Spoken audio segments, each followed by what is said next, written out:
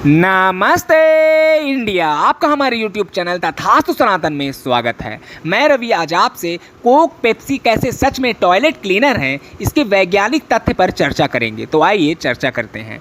भारत में जो सबसे ज़्यादा विदेशी कंपनियां काम कर रही हैं वो अमेरिका से आई हैं। उनमें से एक नाम है पेप्सी कोला, दूसरी का नाम है कोका कोला, जिसको हम कोक पेप्सी भी कह देते हैं। भारत में बिकने वाले सॉफ्ट ड्रिंक क्षेत्र में अमेरिका की दो कंपनियों का एकाधिकार है। 1990-91 में दोनों कंपनियों का संयुक्त रूप से जो विदेशी पूंजी निवेश था भारत में, उसे सुनकर आश्चर्य करेंगे आप। दोनों ने मिलकर लगभग 10 करोड़ रुपए की पूंजी लगाई थी भारत में, कुल जमा 10 करोड़ रुपया। अर्थशास्त्र की भाषा में इसको इनिशियल पेड अप कैपिटल कहते हैं, मतलब शुरुआती पूंजी। वो केवल 10 करोड़ रुपए की ही है।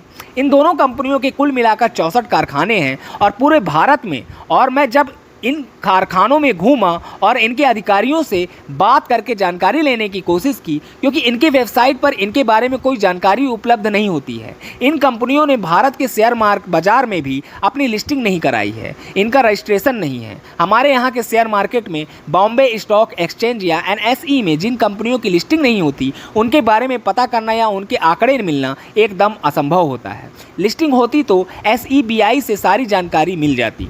इन कंपनियों के एक बोतल पेय की लागत मात्र 70 पैसे होती है। आप कहेंगे कि मुझे कैसे मालूम? भारत सरकार का एक विभाग है जिसका नाम bureau of industrial cost and prices है। यही वो विभाग है जिसे भारत में उत्पन्न होने वाले हर औद्योगिक उत्पादन की लागत पता होती है। वहीं से मुझे ये जानकारी मिली थी। आप हैरान हो जाएंगे ये जानकर कि 70 पैसे का जो ये लागत है, इनका वो एक्साइज ड्यूटी देने के बाद की है, यानी एक्स फैक्ट्री कीमत है।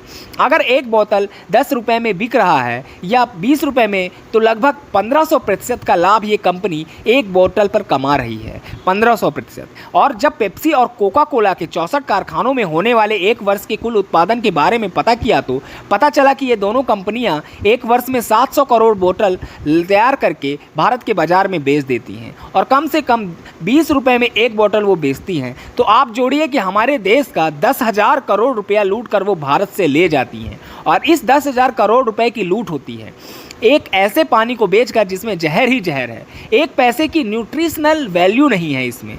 भारत के कई वैज्ञानिकों ने पेप्सी और कोका कोला पर रिसर्च करके बताया कि इसमें मिलाते क्या हैं। पेप्सी और कोका कोला वालों से पूछिए तो वो बताते नहीं हैं, कहते हैं कि ये फार्मूला टॉप सीक्रेट है, ये बताया नहीं जा सकता। लेकिन आज के युग में कोई भी सीक्रेट को सीक्रेट बना के नहीं रखा जा सकता।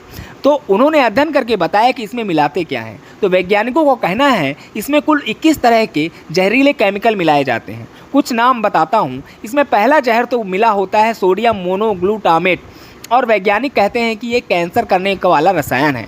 फिर दूसरा जहर है पोटेशियम सोर्बेट, ये भी कैंसर करने वाला है। तीसरा जहर है ब्रोमिनेटेड वेजिटेबल ऑयल, ये भी कैंसर करता है। चौथा है मिथाइल बेंजीन, ये किडनी को ख़राब करता है। पांचवा जहर है सोडियम बेंजोइट, ये मूत्र नली का लीवर का कैंसर करता है। फिर इसमें सबसे ख़राब जहर है एंडोसल्फान, ये कीड़े मारने के लिए खेतों में डाला जाता है और ऊपर से होता है। ऐसा करते करते इसमें कुल 21 तरह के जहर मिलाए जाते हैं। ये 21 तरह के जहर तो एक तरफ हैं, और हमारे देश के पढ़े लिखे लोगों के दिमाग का हाल देखिए। बचपन से उन्हें किताबों में पढ़ाया जाता है कि मनुष्य को प्राण वायु ऑक्सीजन अंदर लेनी चाहिए और कार्बन डाइऑक्साइड बाहर निकालनी चाहिए। ये जानने के बावजूद भी गट गट कर उसे पी रहे हैं, और पीते ही एकदम नाक में जलन होती है और वो सीधा दिमाग तक जाती है, और फिर दूसरा घूंट भरते हैं गट गट गट। और हमारा दिमाग इतना गुलाम हो गया है, आज हम किसी बिना कोक पेप्सी के जहर के किसी भी शादी विवाह पार्टी के बारे में सोचते भी नहीं। कार्बन डाइऑक्साइड जो कि बहुत जहरीली गैस है और जिसको कभी भी शरीर के अंदर नहीं ले जाना चाहिए, और इसलिए इन कोल्ड ड्रिंक्स को कार्बोनेट वाटर कहा जाता है। और इन्हीं जहरों से भरे पेय का प्रचार भारत के क्रिकेटर और अभिनेता करते हैं पैसे के लालच में। उन्हें देश और देशवासियों से प्यार होता तो ऐसा कभी नहीं करते। पहले आमिर खान ये जहर बिकवाता था, अब उसका भांजा बिकवाता है। अमिताभ बच्चन, शाहरुख खान, ऋतिक रोशन, लगभग सब ने इस कंपनी का जहर भारत में बिकवाया है, क्योंकि इनके लिए देश से बड़ा पैसा है। पूरी क्रिकेट टीम इस दोनों कंपनियों ने खरीद रखी है।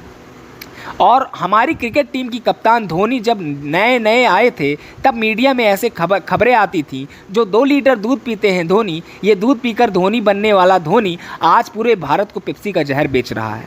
और एक बात ध्यान दें, जब भी क्रिकेट मैच के दौरान वाटर ब्रेक होती है तब इनमें से कोई खिलाड़ी पेप्सी को क्यों नहीं पीता, क्योंकि ये सब जानते हैं कि ये जहर है। इन्हें बस ये देशवासियों को पिलाना है। ज़्यादातर लोगों से पूछिए कि आप ये सब क्यों पीते हैं, तो कहते हैं कि ये बहुत अच्छी क्वालिटी का है। आप पूछिए कि अच्छी क्वालिटी का क्यों है, तो कहते हैं कि अमेरिका का है। और ये उत्तर पढ़े लिखे लोगों के होते हैं।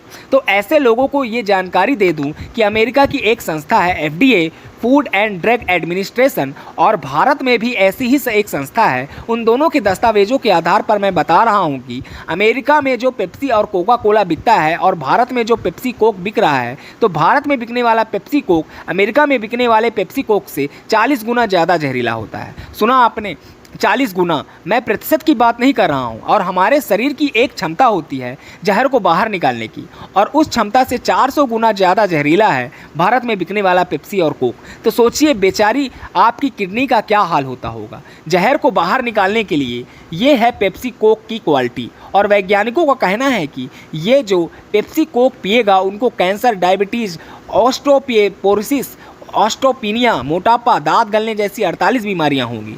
पेप्सी कोक के बारे में आपको एक और जानकारी देता हूं। कुछ लोग इसे टॉयलेट क्लीनर कहते हैं, आपने सुना होगा। तो वो कोई इसको मजाक में नहीं कहते या उपहास में नहीं कहते। देश के पढ़े लिखे मूर्ख लोग समझते हैं कि ये बात किसी ने ऐसे ही बना दी है।